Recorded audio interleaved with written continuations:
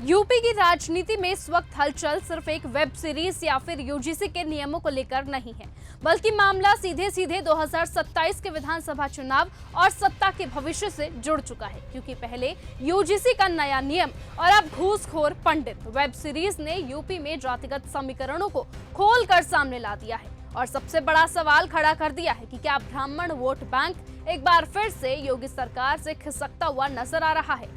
दरअसल ब्राह्मण समाज की ओर से खुला विरोध प्रदर्शन और नाराजगी जो सिर्फ सड़कों तक सीमित नहीं रहा, बल्कि सोशल मीडिया पर भी तेजी से ट्रेंड कर रहा है। सोशल मीडिया पर यह चर्चा जोर पकड़ रही है कि घूसखोर पंडित विवाद ने बीजेपी सरकार को बैक फुट पर ला दिया है।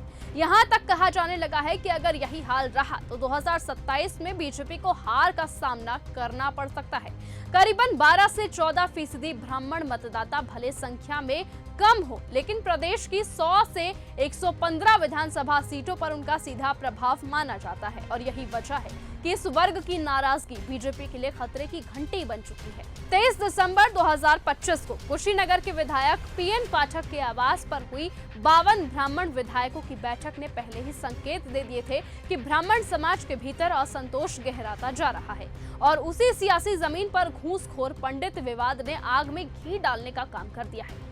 हालात गंभीर होते जा रहे हैं। ऐसे में गंभीरता से हालातों को भांपते हुए खुद मुख्यमंत्री योगी आदित्यनाथ को इस विवाद में हस्तक्षेप करना पड़ा।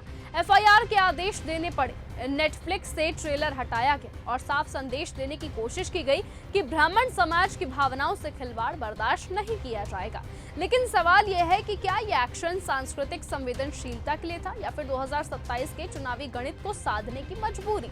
राजनीतिक जानकारों का यह कहना है कि बीजेपी को 2024 के लोकसभा चुनावों में जो हल्का झटका लगा उसने पार्टी को सतर्क कर दिया। अब इसीलिए किसी भी बड़े वोट बैंक को नाराज करने का जोखिम बीजेपी नहीं ले सकती।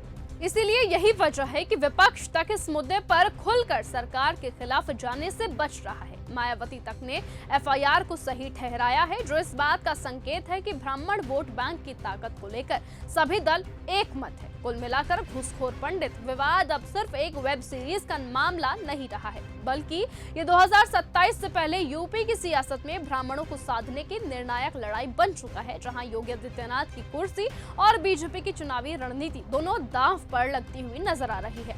एक तरफ जहां मायावती सीधे तौर पर ब्राह्मण वोट बैंक को साधने में जुटी हुई है। आपको बता दें कि इससे पहले खुद मायावती ने सामने आकर घूसखोर पंडित का विरोध किया था। उन्होंने साफ कहा था कि जिस तरीके से इस वेब सीरीज का नाम रखा गया है, यह सीधे सीधे एक जाति एक धर्म को पूरी तरह से टारगेट करने के लिए किया गया है। और अभी जिस तरीके से योगी आदित्यनाथ की सरकार ने यह बड़ा एक्शन लिया है, देखना होगा कि आखिरकार ब्राह्मण वोट बैंक क्या सचमुच दो पक्षों में बंट जाएगा या फिर सीधे तौर पर सीएम योगी आदित्यनाथ की सरकार यानी कि बीजेपी की साइड जाएगा या फिर मायावती को जीत दिलाएगा। वो तो आने वाला वक्त ही तय करेगा। फिलहाल आज की इस खबर में सिर्फ इतना ही। देखते रहिए और बने रहिए न्यूज गंगा के साथ। नमस्कार।